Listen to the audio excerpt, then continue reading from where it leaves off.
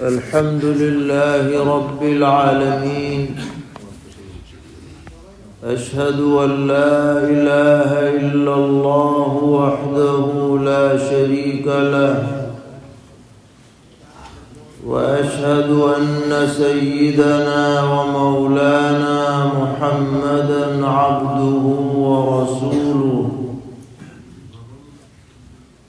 صلى الله تبارك وتعالى عليه وعلى آله وأصحابه وذرياته أجمعين.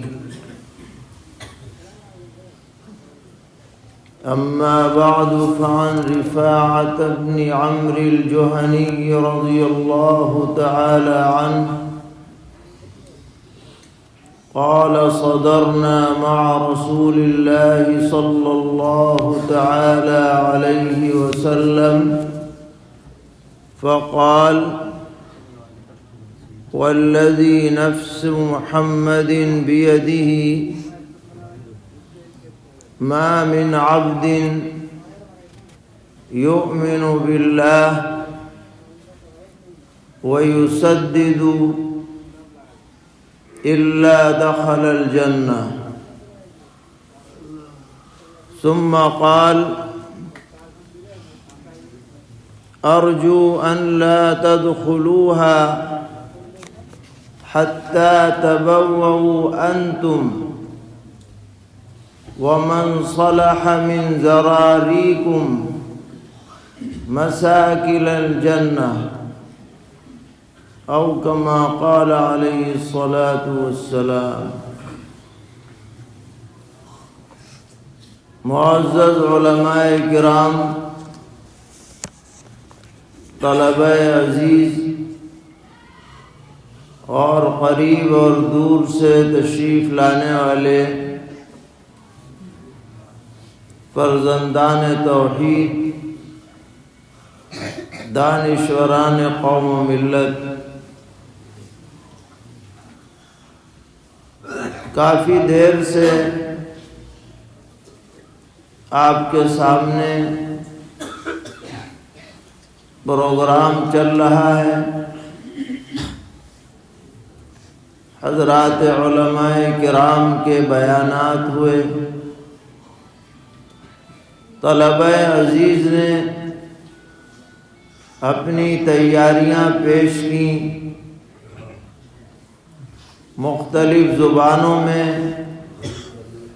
بیانات ہوئے، نعتیں اور نظمیں پڑھی گئیں، اور ساتھ میں وہ خوشنما منظر بھی سامنے آیا کہ 17 حفاظ کرام کی دستار بندی کر کے عزت افزائی کی گئی. یہ بڑا ہی خوشی اور مسرت کا موقع ہے. نہ صرف یہ کہ ان حفاظ کے لیے جن کے سروں پر یہاں دستار باندھی گئی، بلکہ ان کے والدین اور رشتہ داروں کے لیے عید سے زیادہ خوشی کا موقع ہے، اور ان کے اساتذہ کے لیے بھی اللہ تعالیٰ کی شکر گزاری کا موقع ہے. کیونکہ جس آدمی کے سینے میں قرآن پاک محفوظ ہو جائے، اس سے بڑھ کر کے کوئی نعمت اور سعادت کسی انسان کے لیے نہیں ہو سکتی ہے. یہ اللہ تعالیٰ کا کلام ہے، اور یہ کلام جس سینے میں محفوظ ہو جائے، وہ سینہ اللہ کی نظر میں بڑا ہی گراں قدر اور قیمتی ہو جاتا ہے. اس پر جتنا بھی شکر بجا لایا جائے کم ہے. ہم اپنے عزیز حفاظ سے یہ گزارش کریں گے کہ اب زندگی بھر قرآن پاک کو اپنا سچا جگری دوست بنا لیں، جو دن رات صبح شام سفر حضر تنہائی اور لوگوں کے سامنے ہر وقت ہمارا مونس بن جائے، ہماری ہر سطح پر ساتھ رہنے والا بن جائے، ایسی دوستی ہمیں اس قرآن مقدس سے کرنی ہے۔ یہ نہیں کہ بھئی ہمارا کام تو یہ ہے کہ رمضان المبارک آئے تو ہم سنا دیں یا سن لیں۔ بہت سے حافظ یہ سمجھتے ہیں کہ سال بھر تو وہ پڑھے جو ناظرہ خواہ ہوں، ہم تو حافظ ہیں، ہمیں تو خالی رمضان میں پڑھنا ہے۔ تو یہ خیال صحیح نہیں ہے۔ حافظ قرآن کو قرآن مقدس 12 مہینے پڑھنا چاہیے اور بار بار اس کی گردان کرنی چاہیے، دور نکالنا چاہیے اور ایسا پکا یاد کر لینا چاہیے کہ اٹھا کر دیکھنے کی بھی ضرورت نہ پڑے۔ اگر ہم اسی زمانے سے قرآن پاک کو اچھی طرح سینے میں محفوظ کر لیں گے تو انشاءاللہ جیسے جیسے عمر بڑھتی جائے گی قرآن پختہ ہوتا چلا جائے گا،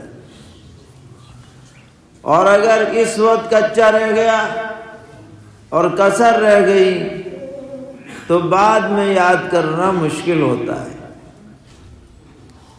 تو آج ماشاءاللہ اتنے بڑے مجمع کے سامنے قرآن پاک کی نسبت سے ان حفاظ کی عزت افزائی کی گئی ہے، مگر یہ عزت افزائی جب ہی باقی رہے گی جب ہم قرآن پاک سے اپنے آپ کو زیادہ سے زیادہ مربوط کرنے کی کوشش کریں۔ اور ابھی تو آپ نے قرآن کے الفاظ یاد کیے ہیں، یہ ایک مرحلہ ہے۔ وہ مرحلہ اللہ تعالی نے بآسانی پورا فرما دیا، اب اس سے اگلا مرحلہ ہے، اور وہ یہ ہے کہ جو ہم نے پڑھا ہے اب ہمیں سمجھ میں بھی آنا چاہیے کہ ہم نے کیا پڑھا ہے، اس کے معنی، اس کا مطلب، اس کی تفسیر و تشریح، اس کی تعلیمات، ہدایات، یہ بھی ہمارے سامنے آنی چاہیے، ہم خود بھی انہیں سمجھیں اور اس قابل ہو جائیں کہ دوسروں کو بھی سمجھا سکیں۔ اس کے لیے عربی درجات میں داخلہ لے کر اگلا جو مرحلہ ہے اسے پورا کرنے کی فکر ہونی چاہیے۔ سب یہ ارادہ کریں کہ ہم صرف حافظ ہی نہیں بنیں گے بلکہ ایک اچھا عالم بھی بننے کی کوشش کریں تاکہ قرآن پاک کا پورا حق ادا ہو سکے۔ بے شک قرآن کو بغیر سمجھے بھی پڑھا جائے تو فائدے سے خالی نہیں ہے، لیکن جب سمجھ کر کے پڑھا جاتا ہے تو نور علی نور ہے۔ پھر تو جب آپ آیت پڑھیں گے اور اس کے معنی آپ کے سامنے رہیں گے تو آپ کے ضمیر کے اندر سے آواز آئے گی کہ یہ حق ہے، یہ حق ہے، یہ حق ہے، اس کے علاوہ کوئی حق نہیں ہو سکتا ہے۔ ایمان کی کیفیت میں اضافہ ہوگا، تمام شرکیہ جراثیم مٹ جائیں گے، آدمی کا عقیدہ پختہ اور مضبوط ہو جائے گا۔ آخرت کی فکر غالب ہو جائے گی۔ قرآن پاک کی یہ تاثیر ہے۔ اس لیے ہمیں اس بات کی بھی فکر کرنی ہے کہ ہم نے اب حفظ کر لیا تو اب ہمیں عالمیت پڑھنی ہے اور اس میں محنت کرنی ہے تاکہ ہم قرآن پاک کے حقوق کو ادا کرنے والے بن جائیں اور جو ہماری ذمہ داری ہے اس کو ہم پورا کریں۔ ابھی آپ کے سامنے ایک مختصر سی حدیث پڑھی گئی ہے، موجودہ ماحول کی مناسبت سے سرور عالم صلی اللہ تعالی علیہ وسلم نے ایک صحابی حضرت رفاع ابن عمرو الجہنی رضی اللہ تعالی عنہ کے سامنے یہ بات ارشاد فرمائی، قسم کھا کر کہ جو شخص ایمان سے بہرور ہو اور پھر ایمان کے تقاضوں پر پوری زندگی عمل کرتا رہے،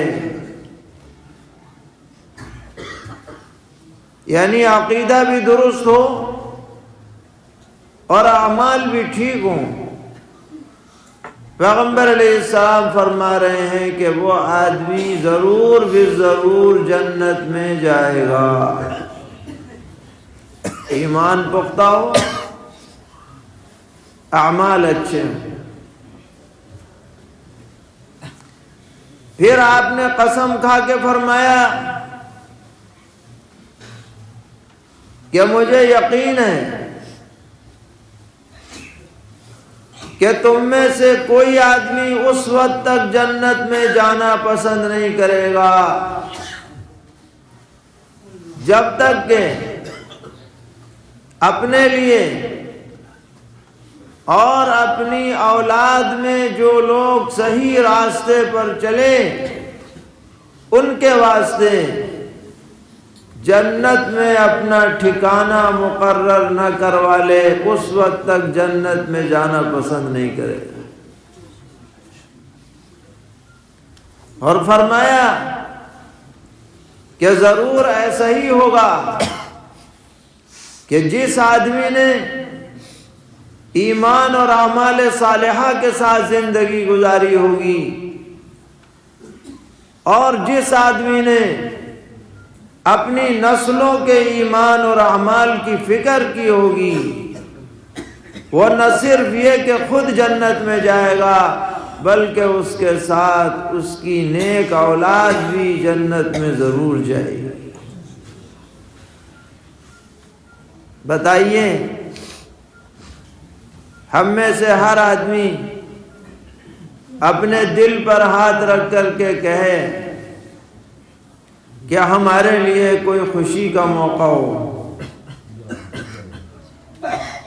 تو ہمارا یہ جی چاہتا ہے کہ ہمارے بچے، ہمارے گھر والے، ہماری آل اولاد وہ سب ایسے موقع پر ساتھ ہوں۔ بتائیے، ہمارا جی چاہتا ہے یا نہیں چاہتا؟ عید کا موقع آتا ہے تو لوگ اپنی ملازمتوں وغیرہ کی جگہوں کو چھوڑ کر والدین کے پاس اپنے گھر آ جاتے ہیں کہ ساتھ عید منائیں گے، تو خوشی جو ہے وہ کئی گنی بڑھ جاتی ہے سب گھر والوں کو ساتھ دیکھ کر کے۔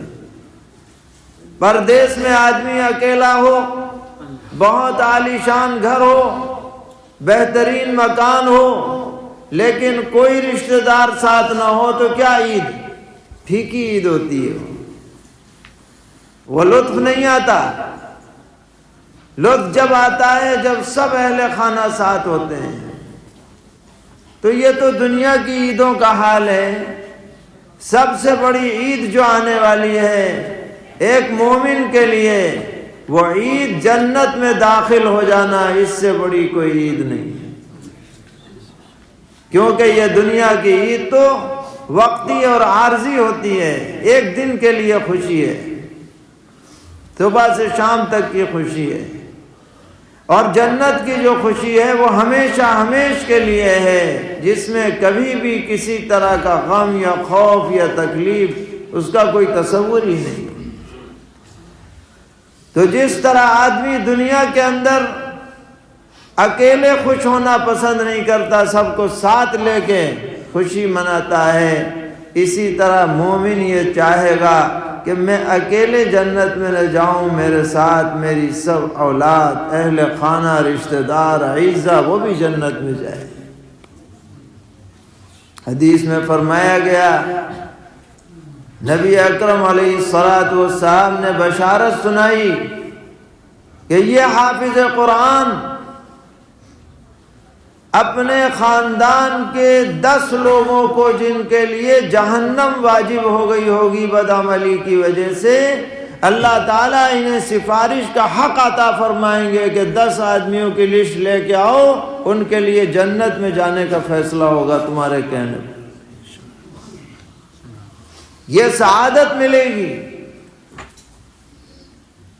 تو اس حدیث سے یہ بات معلوم ہوئی کہ آدمی کو خود بھی ایمان پر ثابت قدم رہنا ہے اور اپنی نسلوں کو بھی ایمان پر ثابت قدم رکھنا ہے، اس کے لیے فکر کرنی ہے۔ ایسا نہ ہو کہ وہ ایمان سے محروم ہو جائیں اور وہ ہمارے ساتھ جنت میں جانے کے مستحق نہ رہیں، تو یہ ہمارے لیے بھی ایک طرح سے کوفت کی بات ہے کہ وہ کیوں بچھڑ گئے۔ اس کے لیے آج دنیا میں ہمیں محنت کرنی ہے، اپنی حد تک جو ہو سکے۔ خود بھی اپنا عقیدہ درست رکھیں، اعمال صحیح رکھیں، اور اپنے گھر والوں اور بچوں کی بھی اصلاح کی فکر کریں۔ آج کا زمانہ فتنوں کا زمانہ ہے، خاص کر جو بچے اسکول میں جا رہے ہیں، صبح سے شام تک انہی کے ماحول میں رہ رہے ہیں۔ مشن کا اسکول ہو یا سرکاری اسکول ہو، اس میں جو پڑھایا جا رہا ہے، جو نصاب پڑھایا جا رہا ہے، جو ٹریننگ دی جا رہی ہے، جو پلاننگ کی جا رہی ہے، اگر ہم نے اپنے بچوں کو ویسے ہی چھوڑ دیا کہ بھئی یہ پڑھ رہا ہے اچھا ہے، اور یہ نہیں دیکھا کہ کیا پڑھایا اسے جا رہا ہے، تو کوئی گارنٹی نہیں ہے کہ وہ ایمان پر ثابت قدم رہے یا نہ رہے، کوئی گارنٹی نہیں۔ چھوٹے بچے ہوتے ہیں، ان کے سامنے جو بھی کیا جائے وہ اس کو اچھا سمجھتے ہیں، اس میں انہیں کوئی برائی محسوس نہیں ہوتی۔ جو ان سے زبانی کہلوا دیا جائے وہ کہہ دیتے ہیں، وہ عادت ان کی پڑ جاتی ہے۔ اب وہاں پر غیروں کے بچے پڑھ رہے ہیں، ان کا نظریہ، ان کا رہن سہن، ان کا طریقہ اگر وہ اسلام کے بنیادی عقائد کے خلاف ہیں اور ہم اپنے بچوں کو چھوڑ کر کے بے فکر ہو گئے ہیں تو بہت زیادہ خطرے کی بات۔ کئی سال کی بات ہے، ہمارے ہاں مراد آباد میں ایک صاحب کا بچہ ایک اسکول میں پڑھتا تھا، رکشہ والا آتا تھا، اس میں اور بچے بھی جاتے تھے، وہ بھی جایا کرتے تھے۔ ایک مرتبہ رکشے والا نہیں آیا تو یہ خود اسے اپنے اسکوٹر پر بٹھا کر اسکول لے جا رہے ہیں۔ راستے میں ایک مندر پڑا، اس مندر کے پاس سے جب یہ گزرے تو یہ بچہ، چھوٹا بچہ جو اسکول جا رہا ہے، اس نے بے اختیار مندر کے سامنے ہاتھ جوڑ لیے۔ یہ اسے دیکھ رہے ہیں دیندار آدمی، ارے یہ کیا کیا تو نے؟ اس نے کہا کہ ہم روزانہ ایسے ہی کرتے ہیں، رکشے میں جاتے ہیں، سب بچے کرتے ہیں تو ہم بھی کرتے ہیں۔ تو ان کے کان کھڑے ہوئے کہ دیکھیے یہ اثر ہے، غیر محسوس طریقے پر اس بچے کے دل میں غیر اللہ کی عظمت بیٹھ گئی ہے، کیونکہ ساتھی بچے کر رہے ہیں وہ بھی وہی کر رہا ہے۔ ہم لوگ بچپن میں پڑھا کرتے تھے سرکاری نصاب کی کتاب میں کہ ہوا اور سورج میں بحث چھڑ گئی، کون زیادہ پاورفل ہے، کس میں طاقت زیادہ ہے۔ ہوا کہنے لگی میرے اندر طاقت زیادہ ہے، سورج کہنے لگا میرے اندر زیادہ ہے۔ اب یہ ہوا کہ بھئی پتہ کیسے چلے؟ تو ایک آدمی جا رہا تھا کپڑے وپڑے پہنے ہوئے، دونوں میں یہ بات طے ہوئی کہ جو اس کے کپڑے اتروا دے وہی طاقتور ہے، کہ چلو پہلے کون کرے گا؟ کہ چلو ہوا سے کہا کہ تم اتروا۔ وہ ہوا چلنے لگی، آندھی چلنے لگی، اب وہ جتنی چلے اتنا ہی وہ کپڑا لپیٹے، ایک کپڑا بھی نہیں اترا۔ خوب کوشش کر لی ہوا نے، اب ہار گئی کہ بھئی ہمارے بس کی نہیں۔ اب سورج کا نمبر آیا، سورج نے جو ہیٹنگ کرنی شروع کی ہے تو اس نے پہلے رومال اتارا، پھر جو ہے کرتا اتارا، پھر خالی بنیان میں رہ گیا، پھر بھی گرمی لگنے لگی اسے۔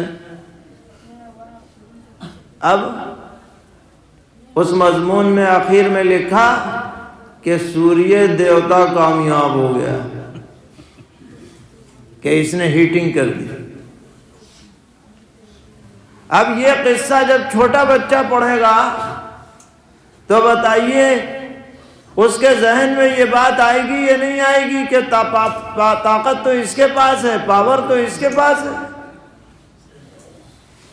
اور یہ پوجے جانے کے لائق ہے، ہاتھ اس کے سامنے جوڑے جائیں، سوریہ نمسکار کیا جائے، یہ بات آئے گی یا نہیں آئے گی بتائیے؟ وہ تو بے شعور ہے۔ اسی طرح عیسائی مشنری کے جو اسکول ہیں ان میں بچوں کو غیر محسوس طریقے پر یہ بتایا جاتا ہے کہ اللہ تبارک و تعالی نے حلول کر لیا ہے حضرت عیسیٰ علیہ السلام کے اندر۔ وہ ان کو فادر کہتے ہیں، فادر۔ تو ایک مسلمان ڈاکٹر صاحب کی بچی عیسائی اسکول میں پڑھتی تھی، میم نے کہا وہ جو دعائیہ مجلس ہوتی ہے کہ مائی فادر از یسوع،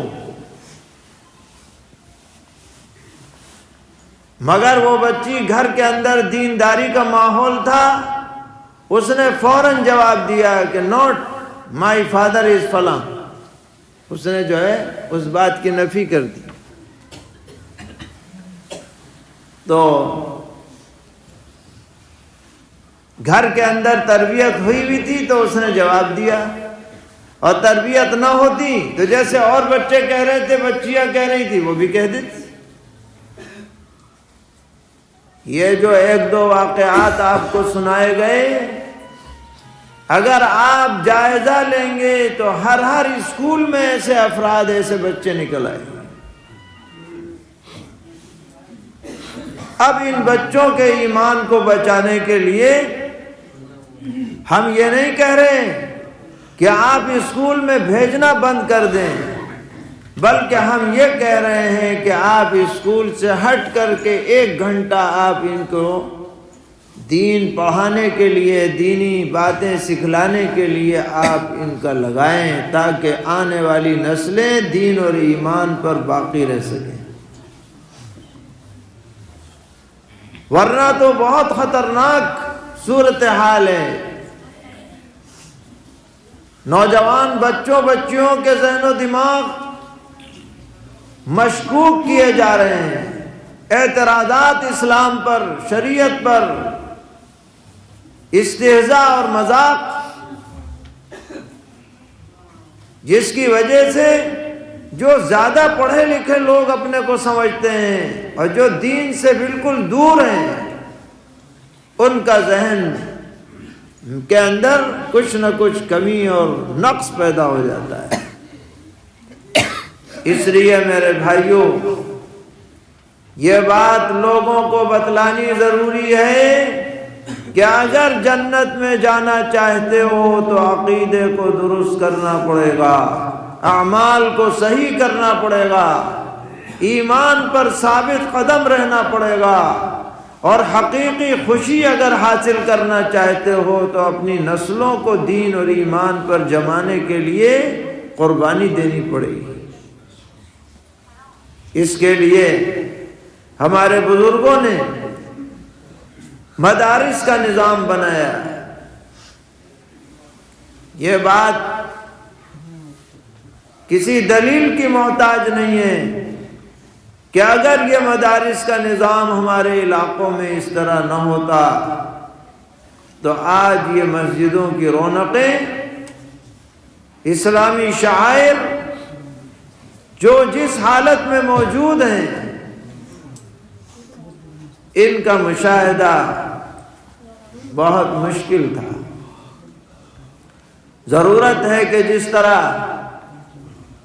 ہمارے والدین نے، ہمارے بڑوں نے ہمارے ایمان کے لیے فکر کی ہے، ہم بھی اپنے بچوں اور نسلوں کے ایمان کے لیے فکر مند ہو جائیں۔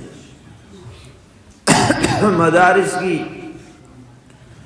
اور مکاتب کی جو بھی ظاہری ضرورتیں ہیں، ان کے اندر جتنا بھی ہم سے ہو سکے حصہ لیں، ان کا تعاون کریں، ان کا ساتھ دیں، دامے درمے قدمے سکونے جیسے بھی ہو،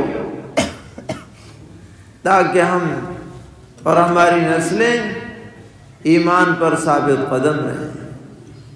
اللہ تبارک و تعالی ہم سب کو توفیق عطا فرمائے، اس ادارے کو بھی ترقیات سے مالا مال فرمائے، شرور اور فتن سے محفوظ فرمائے۔ جو بھی خدمتیں یہاں سے ہو رہی ہیں جس انداز میں، اللہ تعالیٰ انہیں قبول فرمائے۔ اور مولانا خالد انور صاحب کو بھی اللہ تعالیٰ صحت و عافیت کے ساتھ مزید خدمات انجام دینے کی توفیق عطا فرمائے۔ سبھی معاونین، منتظمین، اساتذہ، طلباء سب کو جزائے خیر عطا فرمائے۔ وآخر دعوانا الحمد للہ رب العالمین۔